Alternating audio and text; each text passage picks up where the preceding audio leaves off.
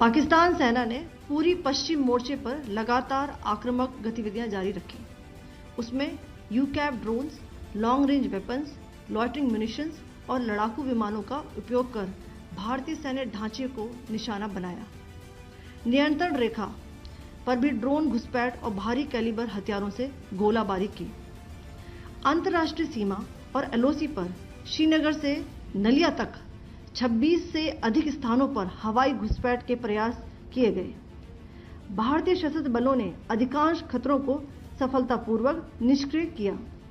फिर भी वायु सेना स्टेशनों पर उधमपुर, पठानकोट, आदमपुर और भुज बठिंडा स्टेशन, इन सब पर उपकरण व पर्सनल्स को हानि पहुंचाई। मैं ये भी बताना चाहती हूं कि पाकिस्तान ने हाई स्पीड मिसाइल सुबह 1:40 पर इस्तेमाल करके पंजाब के एयरबेस स्टेशन को दागने की कोशिश की। एक निंदनीय और अनप्रोफेशनल एक्ट के तहत पाकिस्तान ने श्रीनगर, अवंतीपुर और उधमपुर के वायु सेना अड्डों पर चिकित्सा केंद्र और स्कूल परिसर को निशाना भी बनाया, जिससे उसके द्वारा सिविल इंफ्रास्ट्रक्चर पर हमला करने की गैर जिम्मेदाराना प्रवृत्ति फिर उजागर हुई। पाकिस्तान द्वारा सैन्य ठिकानों को जानबूझकर निशाना बनाने के पश्चात भारतीय सशस्त्र बलों ने त्वरित व सुनियोजित जवाबी हमले किए। Technical installations, command and control centres, radar sites और हथियार भंडार को चुनकर निशाना बनाया गया। रफीकी, मुरीद, चकलाला, रहमियार खान, सुकूर और चुनिया स्थित पाक सैन्य ठिकानों पर एयर लॉन्च्ड सटीक हथियारों व लड़ाकू जेट से प्रहार किए गए। पसरूर स्थित रडार साइट और सियालकोट का एविएशन बेस भी प्रिसीजन एम्यूनिशन से टारगेट किए गए। इन कार्रवाइयों के दौरान भारत ने कम से कम कोलैटरल डैमेज की क्षति सुनिश्चित की। चिंता का विषय यह रहा कि पाकिस्तान ने लाहौर से उड़ान भरने वाले नागरिक विमानों की आड़ लेकर अंतर्राष्ट्रीय हवाई मार्गों का दुरुपयोग किया ताकि वह अपनी गतिविधियां छिपा सके। ऐसी चालों ने भारतीय वायु प्रतिरक्षा तंत्र को नागरिक सुरक्षा सुनिश्चित करते हुए अत्यधिक संयम के साथ कार्य करने के लिए विवश किया। साथ ही साथ पाकिस्तान ने मिस इन्फॉर्मेशन का सहारा लेते हुए आदमपुर स्थित S-400 प्रणाली, सूरतगढ़ व सिरसा के हवाई अड्डों, नगरोटा के ब्रह्मोस बेस, देहरागिरी के तोपखाना पोजीशन तथा चंडीगढ़ के अग्रिम गोला बारूद डिपो को नष्ट करने के झूठे दावे सोशल मीडिया पर फैलाए। भारत इन फॉल्स नैरेटिव्स को पूर्णतः खारिज करता है।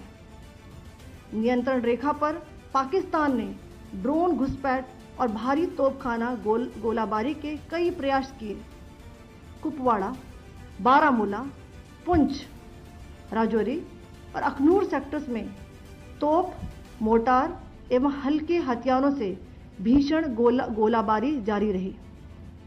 भारतीय सेना ने प्रभावी व तुलनात्मक प्रत्युत्तर देते हुए पाक सेना को काफी क्षति पहुंचाई। पाकिस्तान सेना के अग्रिम क्षेत्रों में सैनिकों की डिप्लॉयमेंट बढ़ती दिख रही है, जो स्थिति को और भड़काने की मंशा दर्शाती है। भारतीय सशस्त्र बल पूर्ण परिचालन तत्परता की स्थिति में है। अभी तक सभी शत्रुतापूर्ण कार्रवाइयों का प्रभावी ढंग से सामना कर उपयुक्त जवाब दिया गया है। भारतीय सशस्त्र बल दोहराते हैं कि वे तनाव वृद्धि नहीं चाहते, बशर्ते पाकिस्तान भी ऐसा ही व्यवहार करे। आखिर में आपको कुछ वीडियो दिखाना चाहती हूं, जहां पर इंडियन आर्मी के वेपन्स एलओसी पर पाक के एसेट्स को Pakistan military continued with its provocations, carrying out aggressive actions employing multiple threat vectors all along the western border. Pakistan employed UCAP, drones, long-range weapons, loitering munitions and fighter aircrafts to target civilian areas and military infrastructure. Pakistan military also resorted to air intrusions using drones and firing of heavy caliber weapons along the line of control. along the international border and the line of controls, air intrusion and several harassment attacks were also attempted from Srinagar till Nalia at more than 26 locations. Indian Armed Forces successfully neutralized these threats and majority of the vectors.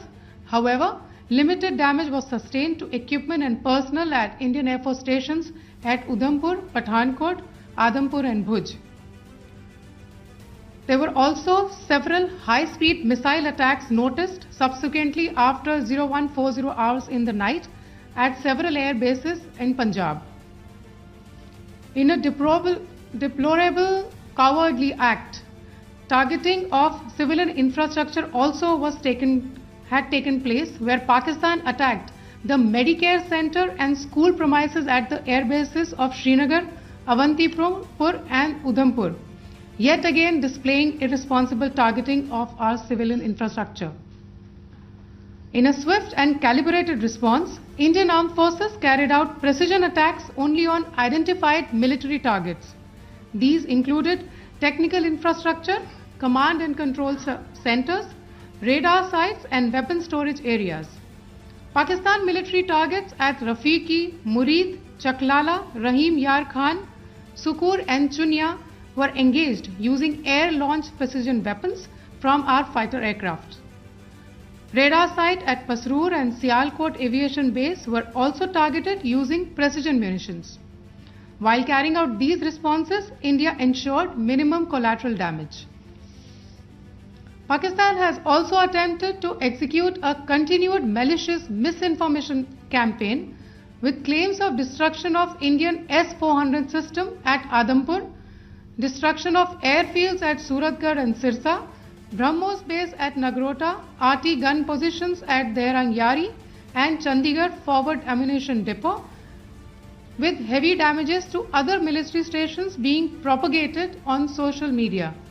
India unequivocally rejects these false narratives being spread by Pakistan. Along the line of control also, Pakistan has attempted multiple air intrusions using drones and conducted shelling using heavy caliber RT guns, targeting civilian infrastructure and killing some civilians. Heavy exchange of artillery mortars and small arm fire in Kupwara, Baramulla, Poonch, Rajouri and Akhnur sectors continued. Indian Army has responded effectively and proportionately, causing extensive damage to Pakistan Army. Pak military has been observed to be moving their troops into forward areas, indicating offensive intent to further escalate the situation. Indian Armed Forces remain in a high state of operational readiness. All hostile actions have been effectively countered and responded appropriately. Indian Armed Forces reiterate their commitment to non-escalation, provided it is reciprocated by the Pakistan military. At the end, I would also like to show you a few images of Air Force bases in the Punjab sector and Rajasthan sector, where it is mighty clear that we are debunking the Pakistani claims of causing destruction at these air bases. You can yourself see the normalcy in these Air Force stations. This is Sirsa, Suratgarh. The runways are intact.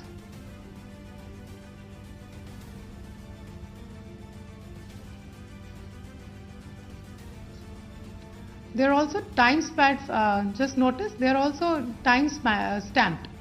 This is today.